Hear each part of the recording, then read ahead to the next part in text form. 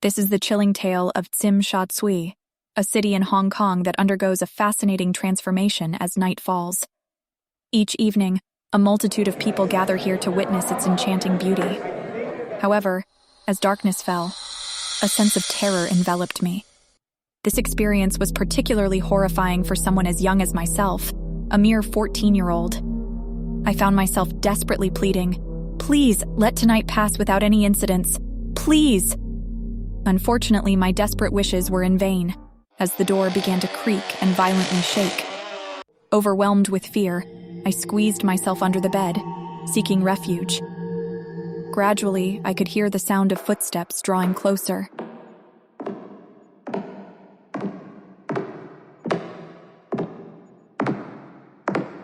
Each step echoing with a sense of dread. I struggled to suppress my screams, consumed by sheer terror. Suddenly, a bloody hand emerged from the darkness, slowly slithering across the floor, as if in search of me. I curled up even tighter beneath the bed, desperately hoping to avoid detection. However, the ghastly, contorted hand extended towards me. "Please, please." It was the same woman again. Her head had been completely severed, an impossible sight. I tightly gripped my trembling hands around my neck. I felt something wet. I slowly released my hand and looked. The blood stained my hands. Night after night, I have been tormented by nightmares, haunted by a headless woman determined to end my life. Unable to endure the torment any longer, I eventually resolved to seek help. "Excuse me, Mr. Police Officer. Please help me. Someone is trying to kill me." Please calm down a bit and explain in detail. In my dream, a headless woman appears, and that woman... It's just a dream. Who are you really? Is this a prank call? Hello? Hello? However, the police officers brushed off my words, considering them nothing more than a prank call, and displayed disbelief towards my claims. Their frustration grew, and they sternly warned me against engaging in such pranks in the future. How many times is it today? Don't you have anything better to do? Another call interrupted their conversation. In that moment, the police station was flooded with incoming reports. This is the police station. Are you reporting a suspicious woman walking across the street in the shopping district? What? Did you just say that woman is a ghost? Hey, we're not Ghostbusters, we're just the police. How do you expect us to catch a ghost? Ridiculous reports of ghostly apparitions poured in, ranging from elderly neighbors to restaurant customers. Strangely enough, the places they pointed out where they saw the ghost were all the same, as if they had coordinated their stories. It was the central area of Tsim Sha Tsui, 31 Granville Road. The police found themselves caught in a dilemma, unsure whether to believe the reports or dismiss them as mere prank calls. Yet they could no longer afford to delay their response when a disheveled girl burst into the police station. I was barefooted, and my clothes were torn, as I desperately implored for assistance. Instantly, chaos erupted within the police station. "Please help me. The headless woman is trying to kill me," I cried for help. "Please, come with me and search the house where I used to live. Please." Can you calm down for a moment and explain the situation to us again? The police officer, who had initially been dismissive, now sensed the gravity of the situation. Whether it was a supernatural entity or not, they made the decision to follow the girl, who took the lead. Okay. I'll help you find your body," I exclaimed in a terrified voice, shouting into the empty space in the air.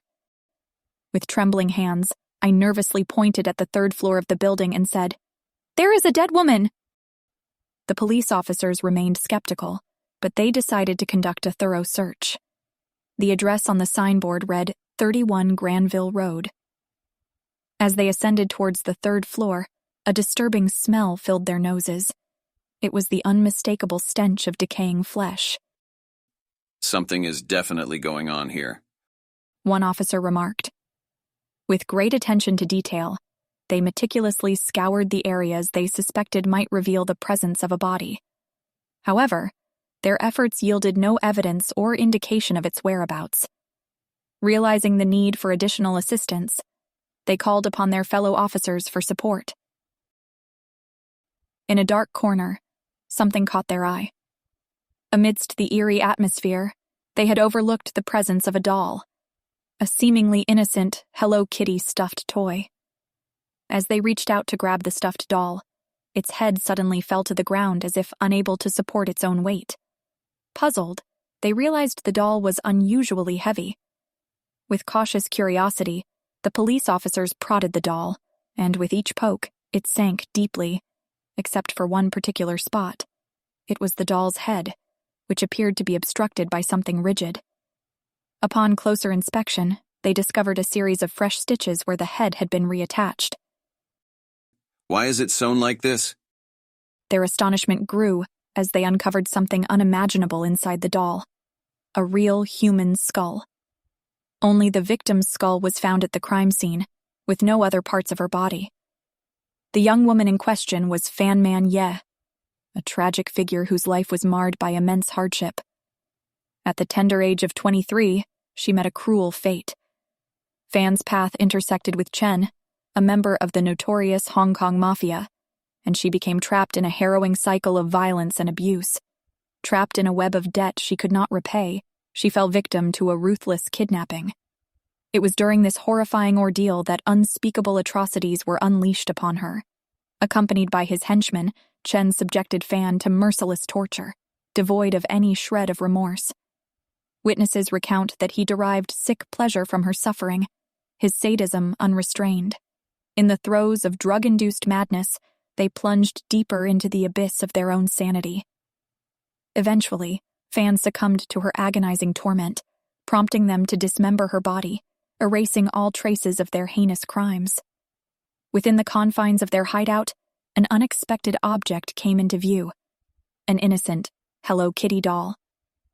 The presence of such an adorable toy in the lair of hardened criminals was undeniably perplexing. Unbeknownst to them, the doll actually belongs to me, an ardent fan of Hello Kitty. I happened to be present when Fan was kidnapped. I witnessed the entire ordeal, helplessly watching Fan's suffering from the sidelines. I became an unwitting accomplice to the crime. I had no choice but to participate due to threats and coercion from the men. After Fan's death, I left the house, trying to forget the nightmare I had endured. However, the torment continued in my dreams. Every night, Fan's spirit appears, relentlessly attempting to end my life. Overwhelmed by fear and guilt, I felt compelled to confess everything to the police, and all the perpetrators were eventually apprehended, leading to a trial. As Chen and his henchmen entered the courtroom, their heads held high, an audacious attitude emanated from them, shocking everyone present. The time had come to present the evidence to the jury. As instructed by the judge, they were about to examine the doll that contained a fragment of the victim's skull. Suddenly, the ceiling lights started flickering with an eerie intensity. The phenomenon persisted until all the jurors had finished examining the doll, as if the spirit of the victim, even in death, was watching over the proceedings, issuing a chilling warning. The judge mentioned that such inexplicable occurrences had happened, not only to him, but also to other investigators. Chen and his henchmen were sentenced to prison for charges including murder, kidnapping, and torture. They have recognized my crucial role in providing information, and instead of being sent to prison, I was sent to a rehabilitation center. And after several days had passed, on a late night when I was asleep, I heard someone knocking on the door. Could it be that the dead Fan had come back? The incessant knocking eventually made me cautiously approach the door. That's when I heard, "Thank you." I quickly opened the door, but there was no one outside. Perhaps it was a final farewell left by the dead Fan. Despite the terrible deeds committed by the perpetrators, she thanked me for helping her recover her lost head and informing them of her unjust death.